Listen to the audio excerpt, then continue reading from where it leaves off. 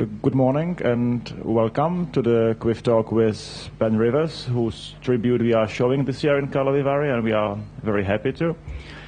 Thank you for coming. Thank you for coming. We are at the festival showing pretty much all of your work, apart from one or two films. We're not showing Greenhouse because apparently it's lost. Is that the case? There's a few films that I didn't want to show just because I was just too embarrassed about them. But yeah, Greenhouse is one that we were going to show, but somehow I can't find the print, and there's only one 60mm print of it, so maybe that will be a missing film. Use the mic closer. Yeah. Can everyone hear me? Yes. Good. Yeah, I just want to say first, thanks for inviting me and showing all my films, because it's a great honour to be here and be a part of this festival and be shown alongside Elio Petri as well, who turns out to be one of my favourite filmmakers. So, thanks. What about your other favourite filmmakers? It's numerous. I used to, before I got really fully into making my own films, me and some friends ran a cinema for 9 years, and during those 9 years I was programming, and the program was very eclectic. So, and that's kind of my film school in a way, was running that cinema and watching all this stuff. So it's very hard to like pin down. It's kind of numerous. My influences, a big mishmash. But I suppose there are some people that I return to. Pasolini and Herzog are both people I never get tired of. Also, Agnes Varda, I think, is really great. So, yeah. And the cinema you were programming for, that is still running? No. Still open, it's not? No, it's not. It shut because we lost our building. And we were thinking maybe we could find a new building, but... thanks. We were going to find a new building, but then I think we'd all put in so much love and effort into this thing, and I really wanted to just get on with making my own films, so we folded it. It finished. And would you say this end of this particular cinema is anyhow significant for the changes in distribution of art films in Britain or in general? I think there's been a sort of slow, gradual decrease of independent cinemas. I think pretty much like everywhere in the world, that cinemas are now like owned by chains rather than independent spaces. So it's a lot harder for cinemas to show work that's maybe a little bit more uncommercial, because they're more beholden to like the powers of the distributors. I think, and it's not just in Britain; it's happening everywhere. That it's getting harder and harder to see films in the cinema, like a Pitchapong. His film won the Palme d'Or, and yet it wasn't in that many cinemas, and it should have been.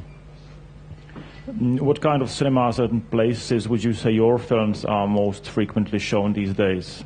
Again, in Britain or elsewhere in the world? Well, the two feature films have had they've had theatrical release, so they've been in art house cinemas in Britain and the US, Spain, France, so a few countries.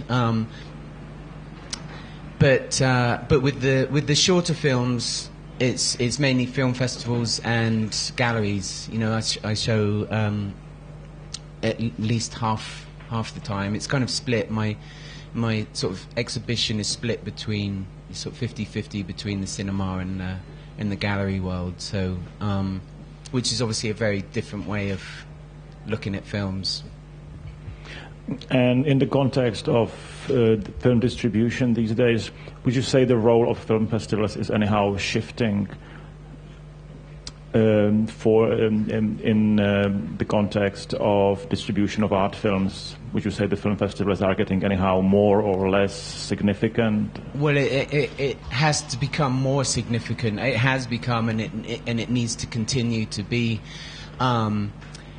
the place that still allows to show like all the, a lot of the work that's shown here. Not all of it is going to make it into theatrical distribution. So these are the places where people actually get to see the films the way they're meant to be seen, which is like not on a laptop. It's it's in a beautiful big cinema. With surround sound and all of that stuff. So I think festivals are a really important place for us. One of the most significant attractions of your work is the sole fact that you shoot on film, and you always have, even before the digital era became so significant. And you shot all your films on 16mm. Some of them were blown up to 35. If now some of your films are shown in digital after they've been converted, is that just a matter of necessity for you? A practical reason behind it? Yeah, it's a practical reason because now less and less cinemas and even festivals, some festivals, they don't have like 16mm projection anymore, or even in Britain there's when 2 Years at Sea was released in the cinemas, a lot of the cinemas didn't even have 35mm projection anymore. They've moved that out of the projection booth and put in the huge digital projector. So if you want to get something shown, then you need to have that option of showing the DCP or but I'm much happier with the way it looks now. A few years ago, digital projection looked really horrible, but now it does actually look, it looks really nice, and you can still see the filmic quality in the image.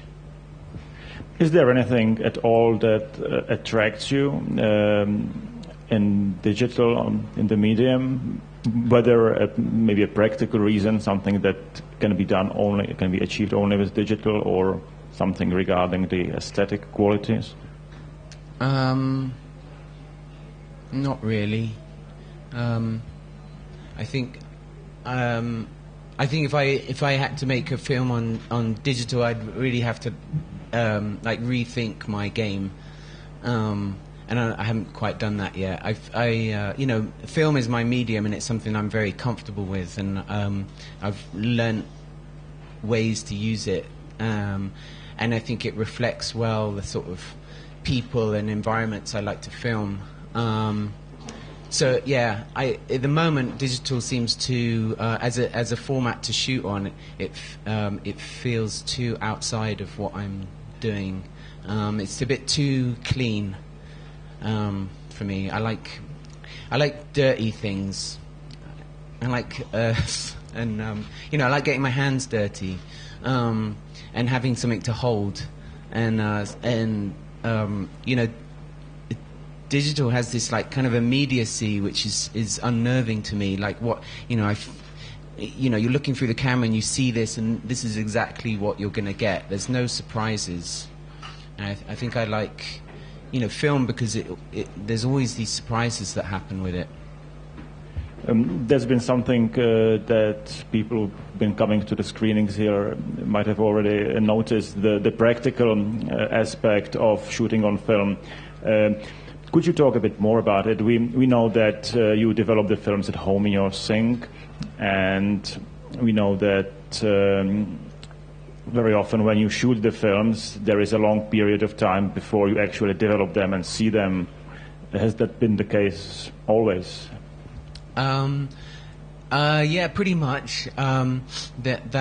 I mean, I always like that kind of delay between, you know, the action of filming and then the experience of watching. You know, partly because of this thing that I'm mentioning, like the surprise of like seeing the image, and how it sort of differs from what you had in your mind.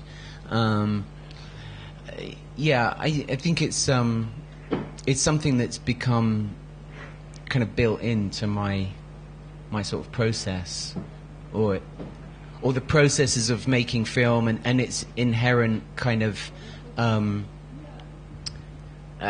limits. You know, there's limits. There's like time limits. So you've got like a roll of film is only 10 minutes or 3 minutes long.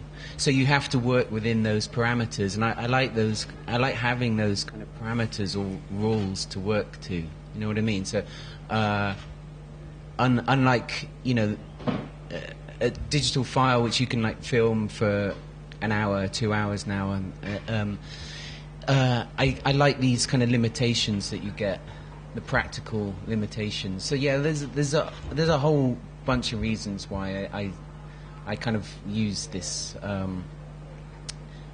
medium.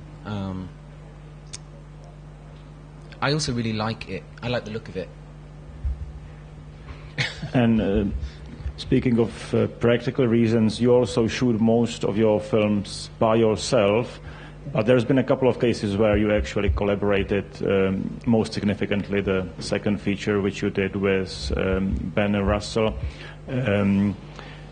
Where would you say is the attraction, the primary attraction in collaborating with someone, and what leads to these collaborations? If that can be generalized. Yeah, I think in a way, like, you know, because I've been working on my own for so long, I felt a real desire to collaborate with somebody else, to like get another point of view, to maybe push myself to do something in ways that I wouldn't do normally. This collaboration with Ben Russell and the next one I'm doing with Gabriel Abrantes, they both come out of just long friendships and like talking about cinema a lot and talking about ideas and music and you know, so they're built over like a period of time, and then at some point we're like, well, we should do something with this. And for Ben and I, it was both because he also works alone. For us both, it was a way of you know, not like holding on to our ego, but you know, sort of allowing the other person to push you outside of this kind of like very individualistic kind of zone, and you know, yeah, try something different. And yeah, I think we're both really happy with how it turned out. And are you getting offers from filmmakers or artists who just write to you and say, I would like to collaborate? And can you imagine collaborating with someone just based on their portfolio or their previous work? I have been asked a couple of times, and in each case, yeah, I haven't said yes. Purely because I think, you know, as I said before, these things kind of grew out of a friendship. I didn't say no, it's never going to happen, but like I don't think I could do it just based on whether I like somebody's work or not. It seems too risky. You know, I prefer the idea of working with someone who I've already got a sort of relationship with. Yeah, a relationship is something you have with many of the protagonists of your film, most significantly Jake Williams from 2 Years at Sea. If you think about the protagonists of all your films, those men living in solitude, can you think of any similarities between all of them? You think there's something they have in common, maybe that thing that attracts you to them? I think, yeah, I mean, their sense of autonomy is very powerful. I think they all have a pretty remarkable sense of freedom, which I appreciate. You know, they're very kind of outside of a lot of the pressures and responsibilities of maybe the way a lot of other people live their lives. But that doesn't mean to say that they're like they've cut themselves off from the world necessarily. They're not misanthropic. None of the people that I filmed are like the kind of people who disappear into the wilderness because they dislike people. I've met some people like that, and I didn't want to make films with them.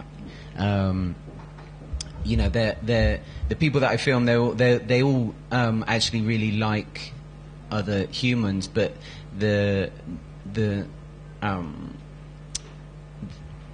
have a more powerful need to be in a certain place. You know, so it's like a sense of place, which is the thing which sort of ties them all together. And then obviously, like, each one has very individual tendencies, which makes the films go off in different directions. You mentioned before that even though you feel attracted by their way of living and by the way how they can manage their own time, you still enjoy living in London. Do you think that the decision to leave the city or even a small place to live in solitude is something that you have to grow up to, that it takes time to get to that point where you decide to just drift somewhere? Yeah, I think so. I'm definitely not ready for it now, but maybe later on. But I like to spend time in those places, but then I also feel very excited when I get back to London, and I'm surrounded by so many different kinds of people, and the noise and the movement and the the availability of like culture. I like seeing stuff. I like watching music and stuff. So I think maybe later in life when I'm feeling very relaxed and I've had enough of the city. But yeah, I think you do have to kind of grow. I also grew up in the countryside.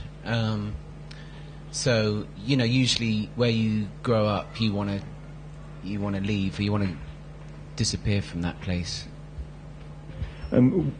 Spending time with these protagonists, would you say they anyhow directly influence your way of living? Maybe in minor details only, but do they? Yeah, I like to think so.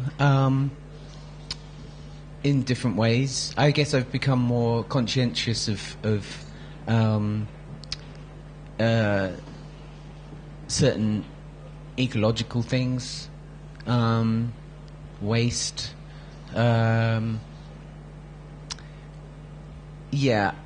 just also just thinking about trying to not be so crazy about time, like always rushing, like trying to find time to just be somewhere and stop.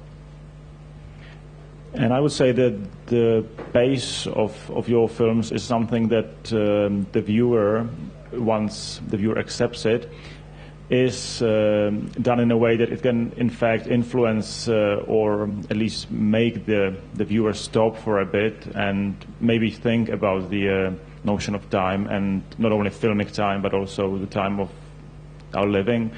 And I presume that's something you think of consciously when you are editing the films. Yeah, absolutely. I'm always thinking about time and like trying to get people to lull people into like experiencing a different sense of time. I really like slow cinema. I like Simon Lang, Bellatar. yeah, people, Lisandro Alonso, people who are sort of unafraid to like, slow things down and like ask the audience to slow down and engage in a different kind of way. Like, you're not engaging necessarily on a kind of, constantly being fed information about the next bit of the story. It's more of a kind of immersive. I guess it's more about an experience. It's trying to get people into the experience of a film. Which is kind of, it's a bit different to following a story, and being told, what's happening at each moment. In your films, you quite often use soundtracks from other films or recorded previously and then used for a film after a certain period of time. And also the imagery is very often done in a way that it cannot be connected with a particular period. Do you feel a strong attraction towards old movies? And is there a period in cinema history that you feel is particularly strong, or a period that particularly attracts you? I mean, well, there are different great periods. I mean, I like some of the Universal Pictures 1930s horror movies are very beautiful. I like 70s sort of trash sci-fi. Also, like, the sort of art house that was happening. It wasn't called art house then, but what we think of as art house, like happening in the 60s and 70s, was. I mean, there was just so much great cinema then. But I also really like what's happening now. I think we're also living in quite an exciting period of cinema right now, and I think if I'm making a film and using other bits of music, I just think that it's everything is there for the taking in a way. So if I'm editing and I kind of I can hear some other sound which I've heard before from another movie, then I'll just use it instead of trying to like recreate it, because it's already there, and that feels fine to me, to like use things. I actually quite like I like it when people use found footage in their films, but I can't do that because I really like making my own images. So that's why I'm not a found footage filmmaker. But then you've also mentioned that sometimes you approach your own footage as if it was found because of the time lapse in between the shooting and the actual edit. Yeah, I think that's a strategy that I've kind of come up with, to try and distance myself from the material, so that, because often when people make films, they have a very set idea at the beginning, and then you try and stick to that, and you try to like make that original idea happen very closely, which can often lead to disappointment. That people often can't create exactly what they started out with. So I actually, quite early on, I thought maybe it's a better idea to like not, to have like, key initial ideas, but like not be like beholden to, a complete picture of what this film is going to be. That each film will change as the process goes on, and that is a good thing, So if you can then approach the edit, with this material and kind of like distancing yourself from it, then it might sort of turn into something really, that you hadn't thought of before, but is better than what you thought of before. So yeah, that's what I mean by that. Did you ever think of asking any of your favorite musicians to contribute to the soundtracks of your films? for a spell, we actually asked Stephen O'Malley of Sunno and various other projects, but he couldn't do it. But in the end, that was a good thing that he couldn't do it, because who we got in, the second people who came along were exactly what we needed for the film. But yeah, apart from that, I haven't really done that much. I think my next feature film, I might ask Rob, who goes under the name Lycans. He's the main character in A Spell to Ward Off the Darkness, and he's a really great artist, musician. So yeah, I might ask him to do some sounds. Tell us more about the bands and artists you listen to. I like listening to. Well, I like listening to old blues, and which I probably get from my dad, and I like listening to really heavy doom metal quite a lot. So like bands like Sleep and Earth, Ohm.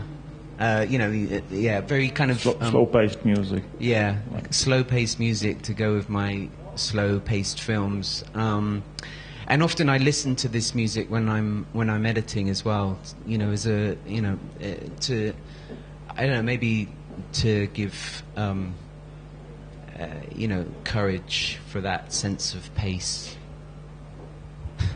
Would you ever watch a film because of its soundtrack only? What I'm thinking of is Dylan Carlson of Earth, who soundtracked Western from Germany called Gold. And I thought it was a good idea to ask Dylan Carlson to soundtrack a Western film. But even though the film would not be good, would you ever rewatch it just because of the soundtrack? I don't know. Maybe I'd just buy the soundtrack. Yep. You are also an avid literature fan, and that shows in many of your films.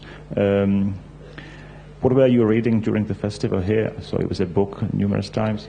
Oh yeah, I was reading a book which an English writer called Benjamin Myers sent to me just out of the blue. He'd seen 2 Years at Sea and very kindly just sent me his latest book, and it's called Bee Stings.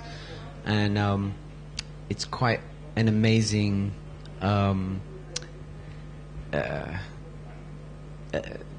of fraught journey through the lakes and the hills of northern England. It's a woman kind of being pursued by a poacher and a evil priest. It's really intense. I finished it last night. It doesn't end well. Yeah, you've also collaborated with writers on some of your films.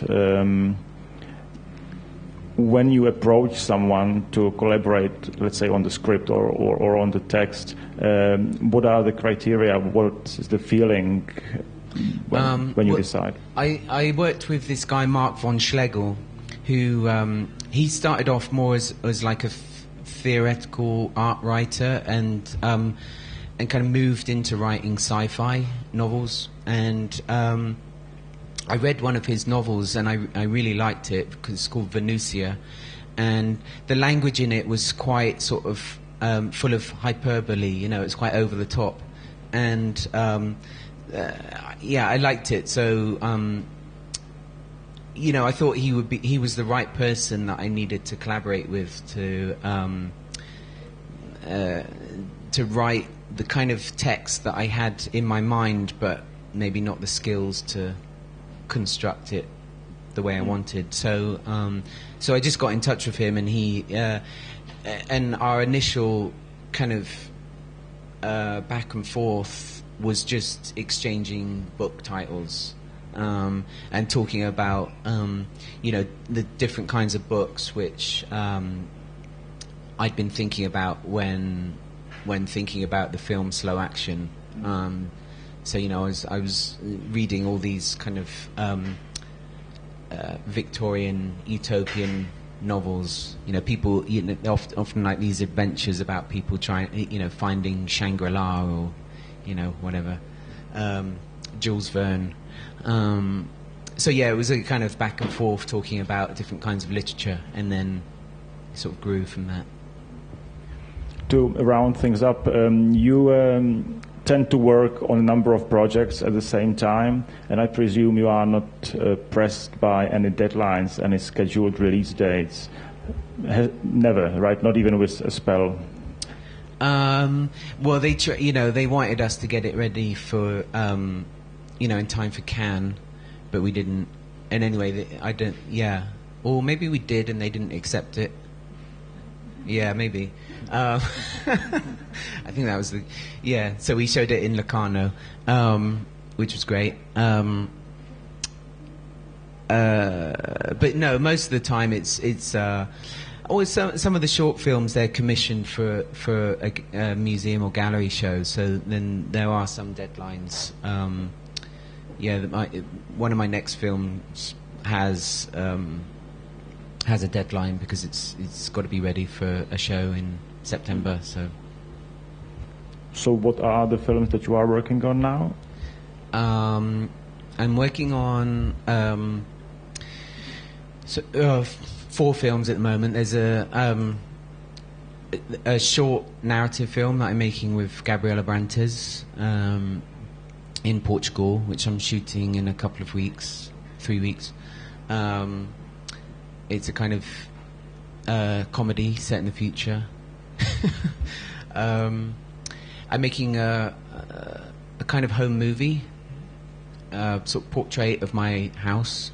I'm making a portrait of a painter called Rose Wiley, who's a really great English painter. She's 80, and but she paints like a 20-year-old.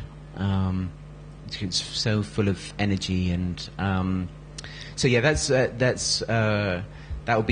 a really long project that hasn't got a deadline. So I just go to see her every few weeks. I'll go and stay with her and film some more and sit and talk with her more and stuff like that. So that's a very a project that's really moving along at its own pace.